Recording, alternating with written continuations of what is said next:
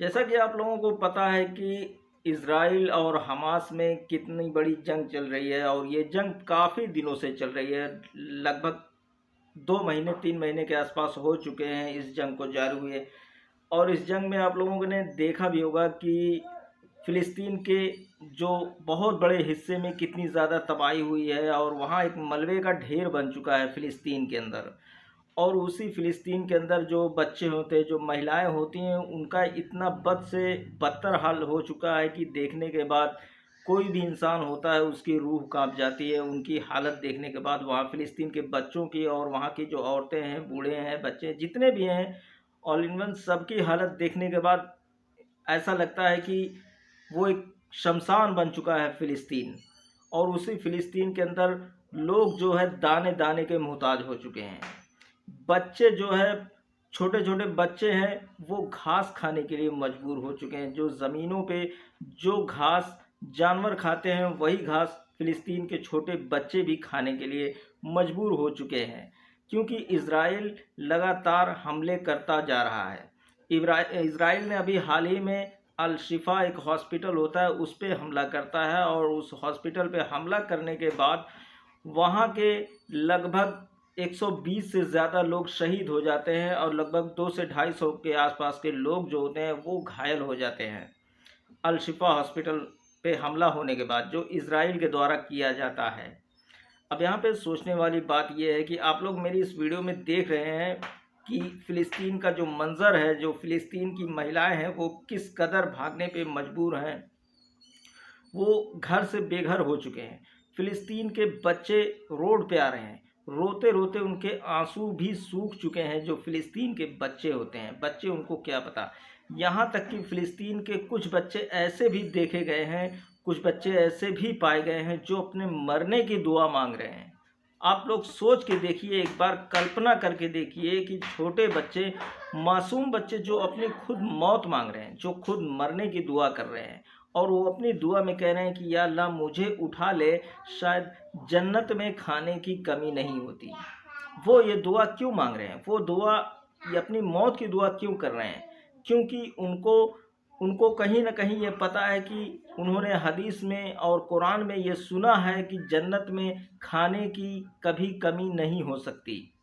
अब आप लोग सोच के देखिए, आप लोग खुद अंदाज़ा लगा सकते हैं कि इस वक्त फ़िलिस्तीन के अंदर क्या हालात हो सकते हैं खाने और पीने को लेके। सोचिए कि बच्चे इस तरीके की दुआ कर रहे हैं, तो वहाँ पे जो बड़े लोग होंगे उनकी क्या हाल हो सकती है। लेकिन वहीं मैं आप लोगों को एक चीज़ और बता दूं कि आम तौर पे इस्लाम में नमाज जो होती है वो 5 वक्त की पढ़ी जाती है इस्लाम में। लेकिन हमारे देश में फ़िलिस्तीन एकमात्र ऐसा देश है जहाँ पे नमाज 6 वक्त की पढ़ी जाती है। अब कुछ लोग ये भी सोच के परेशान होंगे और उनके जहन में एक सवाल आएगा कि नमाज तो 5 ही वक्त की है, तो फिर ये छठी नमाज कहाँ से आ गई।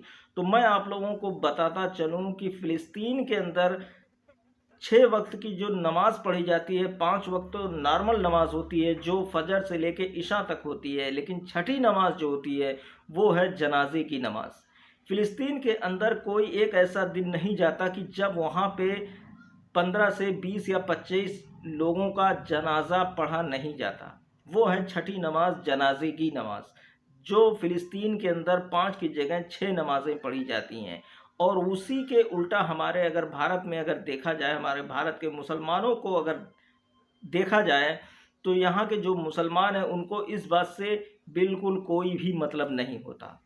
हमारे भारत के जो मुसलमान हैं वो सिर्फ अपने दिखावे को लेके ही परेशान होते हैं। हमारे भारत के जो मुसलमान हैं, कहने को तो वो मुसलमान हैं, कहने को वो रोज़ा भी रखते हैं, कहने को तो वो नमाज भी पढ़ते हैं, कहने के हर चीज़ शरीयत के हिसाब से वो करते हैं। लेकिन वही हमारे भारत के मुसलमान ये भूल चुके हैं कि हमारे भारत से लगभग 4000 किलोमीटर दूरी पे फ़िलिस्तीन के अंदर के जो मुसलमान हैं उनकी क्या हालत है, ये हमारे भारत के मुसलमान इनके बारे में सोचना बिल्कुल भी नहीं चाहते।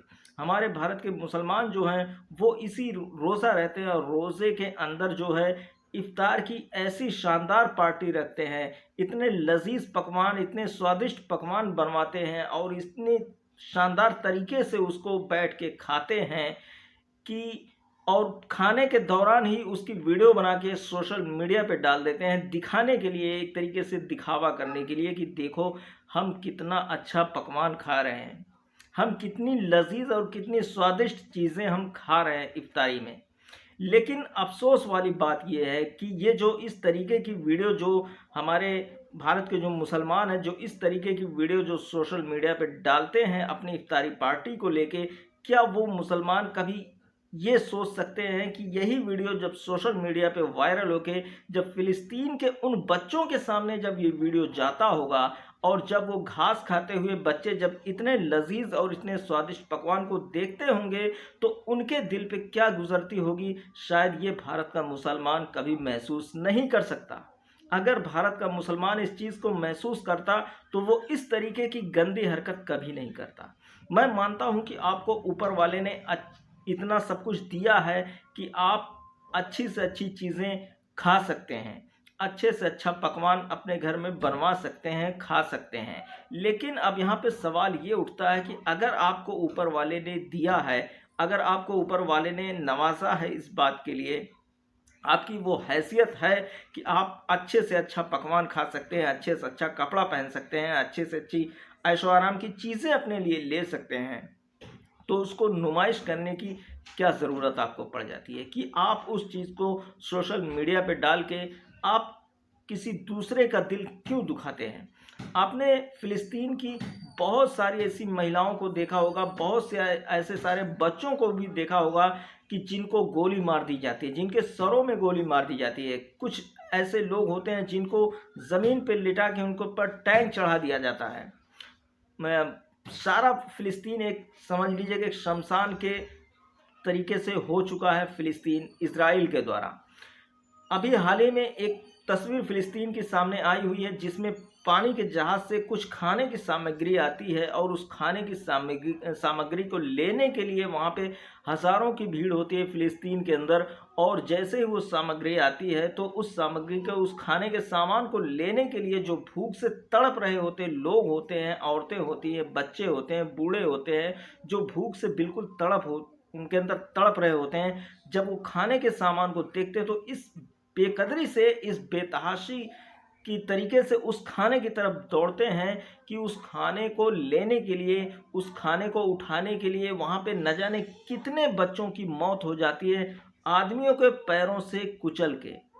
अब आप सोच के देखिए, आप महसूस कीजिए कि आप जो अच्छी चीज़ें अपने घर में बैठ के खा रहे हैं, जो अच्छे पकवान आप अपने घर में बैठ के खा रहे हैं, उसी चीज़ को लेने के लिए एक दूसरे मुल्क में आप ही के भाई, हमारे ही भाई जो मुसलमान भाई हैं, हमारे ही भाई हैं, हमारे ही बच्चे हैं, जो पैरों तले आके कुचल के मर जाते हैं उसी खाने की चीज़ों को पाने के लिए। अब आप सोच के देखिए कि ये कितनी अफ़सोस वाली बात है, कितनी ख़तरनाक चीज़ है ये कि इस तरीके की आप जो लोग पोस्ट कर रहे हैं, जो इस तरीके की वीडियो बना के सोशल मीडिया पे डाल रहे हैं, ये कहीं न कहीं इंसानियत को एकदम बिल्कुल शर्मसार कर देने वाली चीज़ है। इस्लाम ने ये भी इजाज़त दी है, इस्लाम ने ये कहा है कि आप पहले अपने पड़ोसी को देखो, उसके बाद फिर अपना पेट भरो। लेकिन हमारे यहाँ, हमारे भारत के जो मुसलमान हैं, उनकी सोच बिल्कुल इस हदीस से, इस कुरान से, इस इस्लाम से बिल्कुल अलग होती हुई नज़र आ रही है। यहाँ सिर्फ दिखावे के लिए काम किया जाता है, यहाँ सिर्फ अपनी टीआरपी बढ़ाने के लिए काम किया जाता है, यहाँ खुद को फेमस करने के लिए ऐसा काम किया जाता है। यहाँ शरीयत से या इस्लाम से कोई ताल्लुक़ नहीं रखना चाहता, ख़ास करके भारत के जो मुसलमान होते हैं। अगर हम फ़िलिस्तीन की ज़ाहिरी तौर पे कोई मदद नहीं कर सकते तो कम से कम कुछ ऐसी चीज़ें अपने अंदर ला सकते हैं जिससे हमारे फ़िलिस्तीन के जो बच्चे हैं, वहाँ की जो औरतें हैं, वहाँ के जो बूढ़े हैं, उनको जो है हमारे भारत की तस्वीर देख के कहीं न कहीं उनको तकलीफ़ नहीं होनी चाहिए। लेकिन लोग ऐसा नहीं सोचते, लोग इसका सीधा उल्टा करते हैं। बहुत सी ऐसी जगहों पे आप लोगों ने देखा होगा जो इफ्तार की बहुत बड़ी-बड़ी पार्टियां रखते हैं, उसमें बहुत बढ़-चढ़ के लोग हिस्सा लेते हैं और उसमें बहुत जो ऊँचे-ऊँचे पद के लोग होते हैं उनको इनवाइट किया जाता है, उनको न्योता दिया जाता है खाने के लिए। ये सब करने की क्या ज़रूरत होती है? ये सब करके लोग क्या दर्शाते हैं? आज का मेरा जो वीडियो था वो यहीं तक था। मिलते हैं फिर किसी नेक्स्ट वीडियो में, तब तक के लिए जय हिंद। अगर आप लोगों को वीडियो अच्छा लगा हो तो प्लीज़ वीडियो को लाइक करें, कमेंट करें। मिलते हैं फिर किसी नेक्स्ट वीडियो में, तब तक के लिए जय हिंद।